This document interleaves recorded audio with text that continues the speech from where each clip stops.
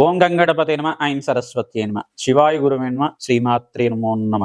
ఓం నమో భగవతే మేధా దక్షిణామూర్తే మహ్యం మేధాం ప్రజ్ఞం ప్రయచ్చస్వ. క్లీం కృష్ణాయ గోవిందాయ గోపీ జనవల్లభాయ శ్రీకృష్ణ పరబ్రహ్మణే పరంజ్యోతిషే నమో నమ.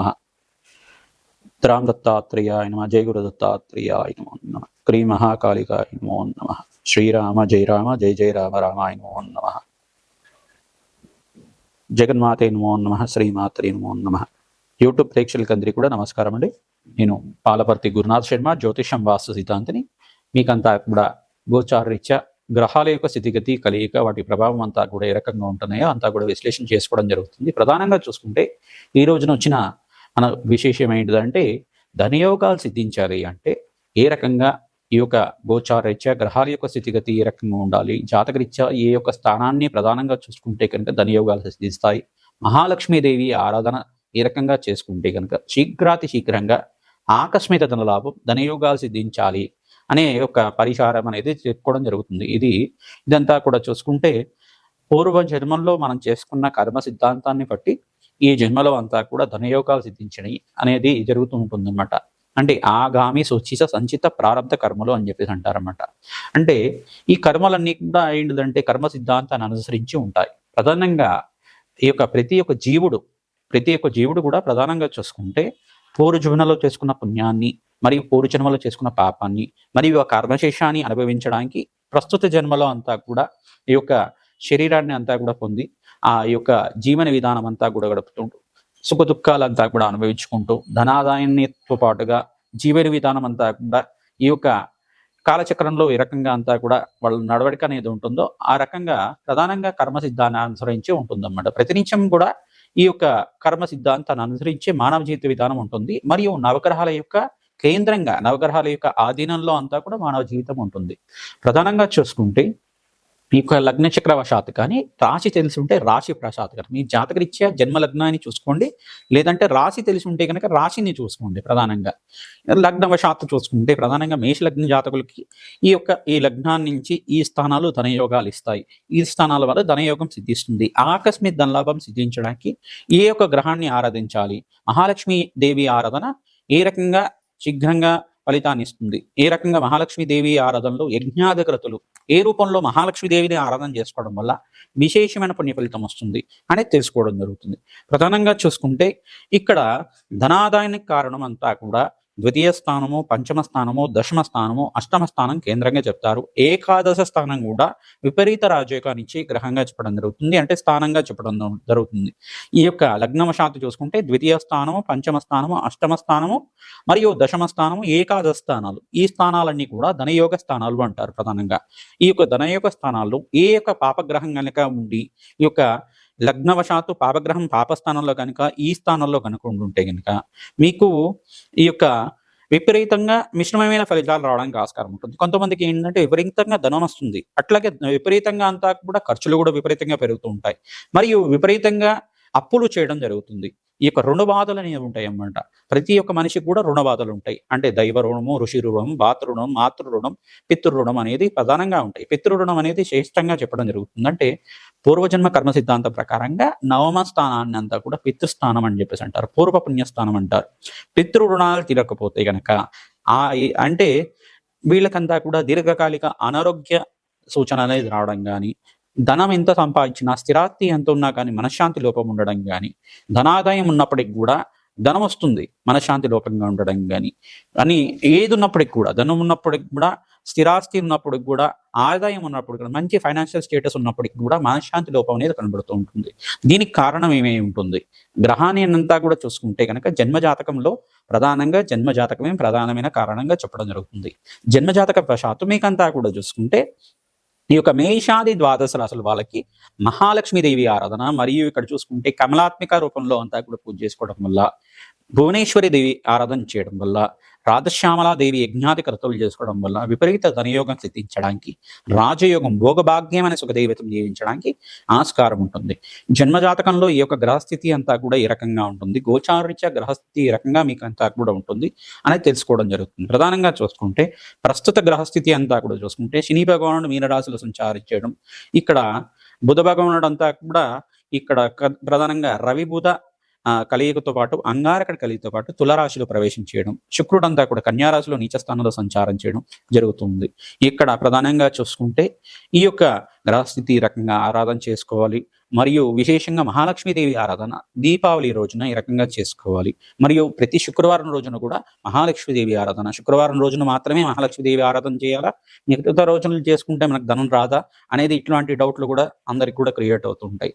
ప్రధానంగా ఇక్కడ శుక్రుడుకి ప్రీతికరమైన దేవత ఏంటిదంటే ప్రధానంగా శుక్రుడికి అధిష్టాన దేవత అంటారు. శుక్రుడి ఆరాధన చేయడం వల్ల ధనాదాయం పెరుగుతుంది అంటారు. ప్రధానంగా స్థిర ఐశ్వర్యం కానీ భోగభాగ్యమైన జీవితం కానీ అంటే లగ్జరియస్ లైఫ్ అనే జీవితం పొందాలి అంటే కనుక శుక్రుడి అనుగ్రహం పొందాలి. తద్వారా కలత్రకారకుడు అంటే అంటే వివాహానికి యోగకరంగా ఉండాలి అంటే కనుక శుక్రుడు యోగకరంగా ఉండాలి, బృహస్పతి యోగకరంగా ఉండాలి. స్త్రీ జాతకాలను చూసుకుంటే చంద్రుడు అంగారకుడు యోగకరంగా ఉండాలి. ఇక్కడ సప్తమాధిపతి యోగకరంగా ఉండాలి. అష్టమంలో పాపగ్రహాలు ఉండకూడదు.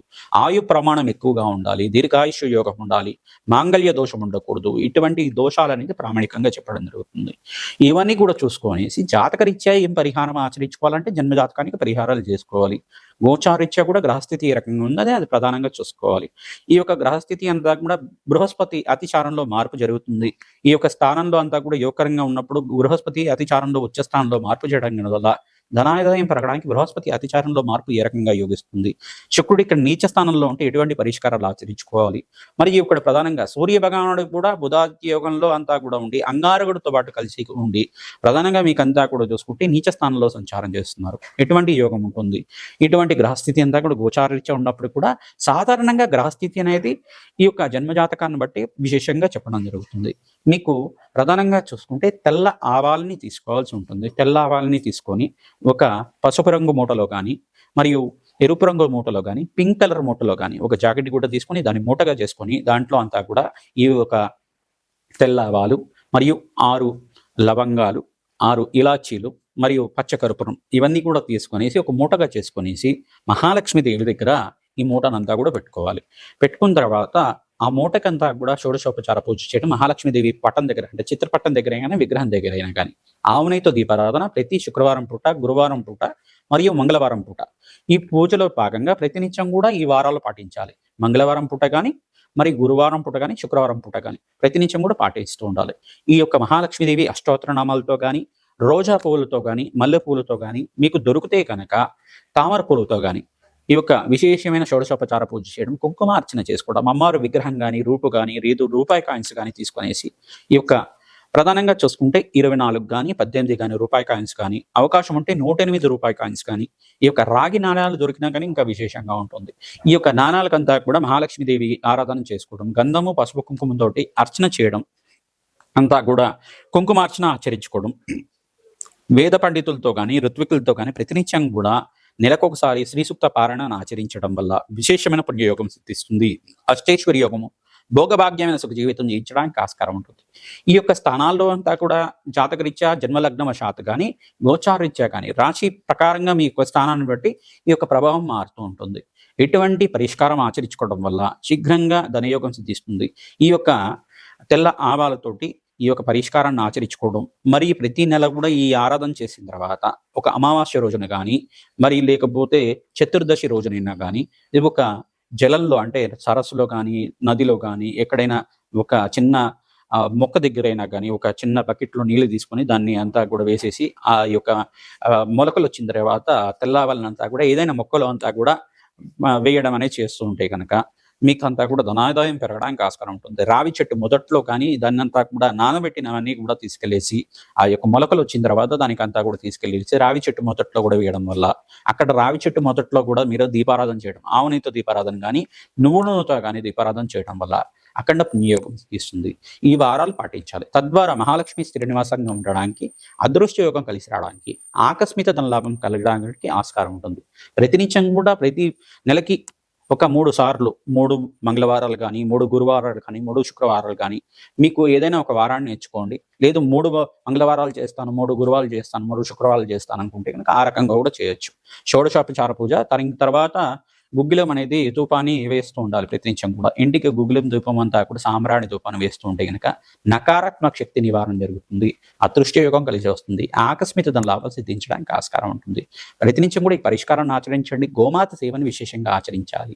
ఎవరైతే గోమాత సేవ విశేషంగా ఆరాధన చేస్తూ ఉంటారో ప్రతినిత్యం కూడా అష్టమి, నవమి, ఏకాదశి, పౌర్ణమి లేదు అమావాస్య తిథుల్లో కూడా ఈ యొక్క మంగళవారం, గురువారం, శుక్రవారం తిథుల్లో కూడా ఈ యొక్క వారాల్లో కూడా కంపల్సరీగా మీరు చేయాల్సింది ఏంటంటే గోమాత సేవ విశేషంగా చేస్తూ ఉండాలి. గోమాత సేవ, గోసేవ ఎవరైతే చేస్తుంటారో స్థిర లక్ష్మి స్థిరంగా ఉంటుంది, ఆదాయం పెరుగుతుంది, ఖర్చులు తగ్గుతాయి, ప్రధానంగా అప్పుల బాధలు, రుణ బాధల నుంచి విముక్తి కలుగుతుంది, ఆకస్మిక ధనలాభం సిద్ధిస్తుంది, అదృష్టయోగం కలిసి వస్తుంది.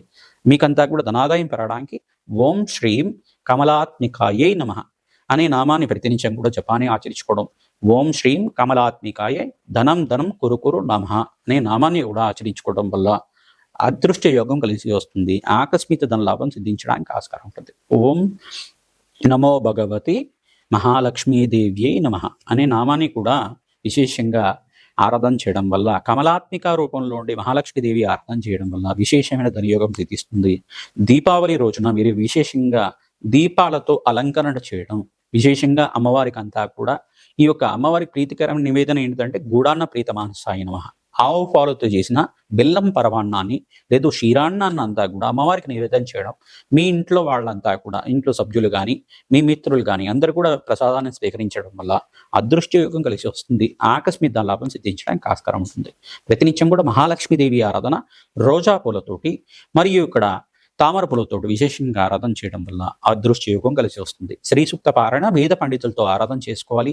లక్ష్మీ కుబేర శాంతి హోమాది కార్యక్రమాలు, రాజశ్యామల యజ్ఞాధికృతులు ఆచరించుకోవడం, కమలాత్మికాదేవి మూలమంత్రంతో యజ్ఞాధికృతులు ఆచరించుకోవడం వల్ల అనంతమైన ధనయోగం సిద్ధించడానికి, కుబేర ఆరాధన చేసుకోవడం వల్ల, కుబేరుడి యొక్క చరిత్రనంతా కూడా పారాయణం చేసుకోవడం వల్ల అదృష్ట యోగం సిద్ధిస్తుంది.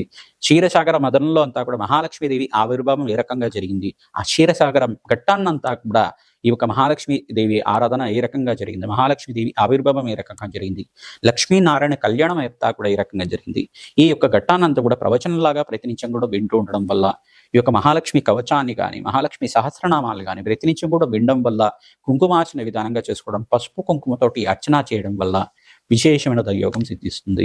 ప్రధానంగా మీ ఇంట్లో ఉండే నరఘోష ప్రధానంగా ఉంటుంది. ధనాదాయం తగ్గడానికి కానీ, మీకు ఉండే అప్పుల బాధలు పెరగడానికి కానీ ఇంటికి ఉండే నరఘోష ప్రధానంగా ఉంటుంది.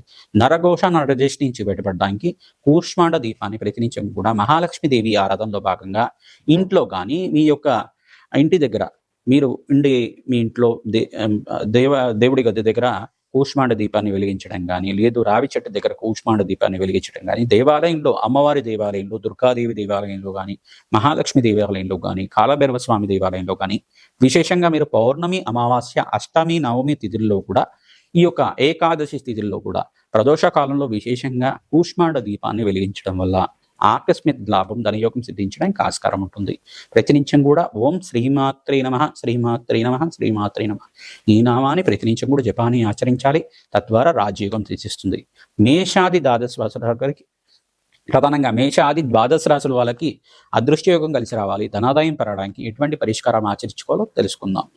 సింహరాశి జాతకులకి గోచారరీత్యా అక్టోబర్ నెల మాస ఫలితాల్లో భాగంగా ధనయాదాయం పెరగడానికి ఎటువంటి పరిష్కారాలు ఆచరించాలి, విపరీత ధనయోగం సిద్ధించడానికి ఈ యొక్క పరిష్కారం చేసుకోవడం వల్ల శీఘ్ర ధనయోగం సిద్ధించడానికి ఆస్కారం ఉంటుంది. ప్రధానంగా చూసుకుంటే సింహరాశి జాతకులు ఇక్కడ శనీశ్వరుడు అంతా కూడా మీనరాశిలో సంచారం చేయడం, ప్రధానంగా సూర్య భగవానుడు అంతా కూడా నీచ స్థానంలో సంచారం చేయడం, ఇక్కడ చూసుకుంటే శుక్రుడు కూడా నీచ స్థానంలో సంచారం చేయడం, ప్రధానంగా చూసుకుంటే ఎక్కడైతే రాశ్యాధిపతి నీచ స్థానంలో సంచారం చేస్తారో ధనకారకుడైన శుక్రుడు కూడా ధనస్థానంలో ప్రధానంగా నీచ స్థానంలో సంచారం చేయడం అనేది స్వల్పంగా మిశ్రమైన ఫలితాలుగా చెప్పడం జరుగుతుంది.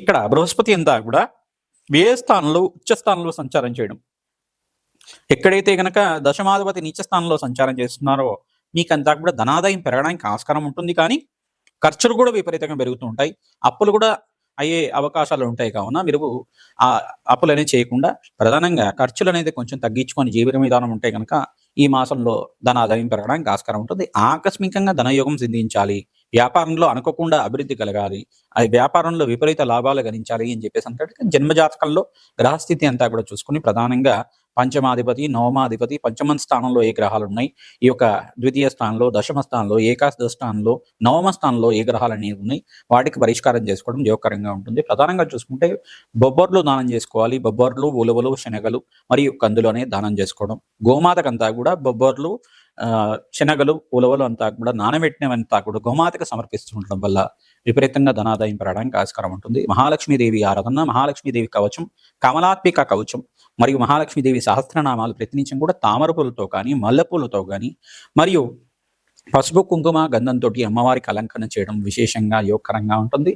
కుంకుమార్చనలో భాగంగా అమ్మవారికి ప్రతినిత్యం కూడా మహాలక్ష్మీదేవి కుంకుమార్చన చేసుకోవడం, గూడాన్న ప్రీత మానస ఎప్పుడన్నా అమ్మవారికి ప్రతి సాయంత్రం వేళలో బెల్లం పరవాణాన్ని, ఆవు పాలతో చేసిన బెల్లం పరవాణాన్ని నివేదన చేయాలి. తద్వారా రాజయోగం సిద్ధిస్తుంది. మహాలక్ష్మీదేవి యొక్క యజ్ఞాది క్రతులంతా కూడా ఆచరించుకోవడం. ప్రధానంగా చూసుకుంటే శాంతి హోమ విధానంలో భాగంగా శ్రీ సూక్త సహితంగా సంపుటితంగా మూలమంత్ర సహితంగా లక్ష్మీ కుబేర శాంతి హోమాది కార్యక్రమాలు కానీ, ఈ యొక్క రాజశ్యామల యజ్ఞాది క్రతులు కానీ ఆచరించుకోవడం వల్ల విపరీత ధనయోగం సిద్ధించడానికి, రాజయోగం కలిసి రావడానికి ఈ మాసాంతంలో విశేషంగా 19, 20 తర్వాత అఖండమైన రాజయోగం సిద్ధించడానికి ఆస్కారం ఉంటుంది. ధనలక్ష్మి అనుగ్రహం వల్ల విశేషమైన ధనయోగం సిద్ధించడానికి ఆస్కారం ఉంటుంది. దీపావళిలో మీరంతా కూడా విశేషంగా ఆవునితో తీసిన దీపారాధన ప్రతినిత్యం కూడా మహాలక్ష్మీదేవి ఆరాధనలో భాగంగా చేయడం, ప్రధానంగా ఈ గుడాన్నాన్ని నివేదన చేయడం, మహాలక్ష్మీదేవి యొక్క సహస్రనామాల్ని 3 సార్లు చదువుకోవడం వల్ల ధనాదాయం పెరగడానికి ఆస్కారం ఉంటుంది. దీపావళి సమయంలో విశేషంగా 3 సార్లు సహస్రనామం వినడం కానీ, చదవడం కానీ చేయడం వల్ల అఖండమైన రాజయోగాలు సిద్ధించడానికి ఆస్కారం ఉంటుంది. గోమాత సేవ చేయాలి. విశేషంగా ఎవరైనా కానీ గోమాత సేవను చేసిన వాళ్ళకి అఖండమైన ధనాదాయం పెరగడానికి ఆస్కారం ఉంటుంది. మహాలక్ష్మీదేవి ఆవిర్భావ చరిత్రను అంతా కూడా చదువుకోవాలి. ఆవిర్భావం అంతా కూడా ఏ రకంగా జరిగింది, మహాలక్ష్మీదేవి యొక్క చరిత్ర అంతా కూడా ఏ రకంగా ఉంది, లక్ష్మీనారాయణ కళ్యాణ గతం అంతా కూడా ఏ రకంగా జరిగింది, ఇటువంటి విశేషమైన ఇతిహాసాలంతా కూడా చదువుకోవడం వల్ల అఖండమైన రాజయోగం సిద్ధిస్తుంది. అప్పుల బాధల నుంచి బయటపడతారు. వ్యాపారం అభివృద్ధి కలుగుతుంది. ధనాదాయం పెరగడానికి ఆస్కారం ఉంటుంది. స్థానం చెల్లడానికి యోగకరంగా ఉంటుంది. ప్రధానంగా శ్రమతో కూడిన సంపాదన పెరుగుతుంది. కావున మీరు ప్రధానంగా శనీశ్వరుడు ఆరాధన చేసుకోవాలి, శుక్రుడికి ఆరాధన చేసుకోవాలి. శుక్రుడికి, శనీశ్వరుడికి, బృహస్పతికి, రాహువుకంతా కూడా జప హోమాది కార్యక్రమాలు ఆచరించుకోవడం వల్ల విశేషమైన ధనయోగము, అదృష్టవంతమైన జీవితం జీవించడానికి ఆస్కారం ఉంటుంది. శ్రీమాత్రే నమః.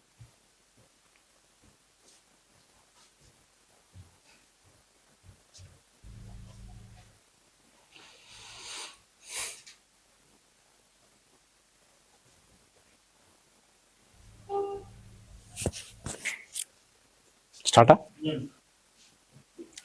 కన్యా రాశి జాతకులకి గోచారీత్యా అక్టోబర్ నెల మాస ఫలితాల్లో భాగంగా ధనాదాయం పెరగడానికి ఎటువంటి పరిష్కారాలు చేసుకుంటున్నాం, మహాలక్ష్మి స్థిర నివాసంగా ఉండడానికి, అష్టైశ్వరి యోగం కలగడానికి ఎటువంటి పరిష్కారం ఆచరించుకుంటే కనుక వ్యాపారం అభివృద్ధి కలుగుతుంది, ఉద్యోగంలో ప్రమోషన్స్ లభిస్తాయి, ఉద్యోగంలో అష్టైశ్వరి యోగం సిద్ధించడానికి ఎటువంటి పరిష్కారాలు ఆచరించలో తెలుసుకుంటున్నాం. ప్రధానంగా చూసుకుంటే కన్యా రాశిలో ఇక్కడ శుక్ర భగవానుడు నీచ స్థానంలో సంచారం చేస్తున్నారు. సప్తమ స్థానంలో అంతా కూడా శని భగవానుడు పరస్పర వీక్షణ జరుగుతుంది. ప్రధానంగా చూసుకుంటే ఇక్కడ ద్వితీయ స్థానంలో నీచ స్థానంలో సంచారం చేస్తున్నాడు సూర్య భగవానుడు అంతా కూడా. అంటే బుధ ఆదిత్య యోగంలో ఉండి మంగళుడితోటి అంటే అంగారకుడితో పాటు కలిగిస్తూ ఉన్నాడు. ఇటువంటి మిశ్రమైన పరిస్థితులతో ఉన్నప్పుడు ప్రధానంగా మీరు చేసుకోవాల్సింది ఏంటంటే నవగ్రహ ఆరాధన విశేషంగా చేసుకోవాలి. అగ్నికి నవధాన్యాలు సమర్పించాలి. యజ్ఞ హోమాది కార్యక్రమాలు ఆచరించుకోవాలి.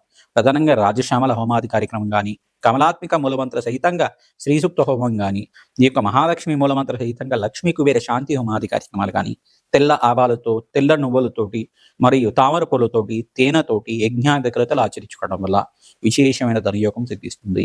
రాజశ్యామల యజ్ఞం చేసుకున్న వాళ్ళకి విపరీతంగా రాజయోగం సిద్ధించడానికి ఆస్కారం ఉంటుంది. రాజశ్యామల హోమాది కార్యక్రమాల్లో భాగంగా పౌర్ణమి వేళల్లో, అమావాస్య వేళల్లో విశేషంగా శ్రీసూక్త పారాయణం చేయించి యజ్ఞాధికృతలు చేయించుకోవడం వల్ల అఖండమైన ఆదాయం పెరగడానికి ఆస్కారం ఉంటుంది. ఉద్యోగుల్లో మార్పులంతా కూడా మాసాంతంలో మీకు ఈ యొక్క మార్పులు జరగడానికి ఆస్కారం ఉంటుంది.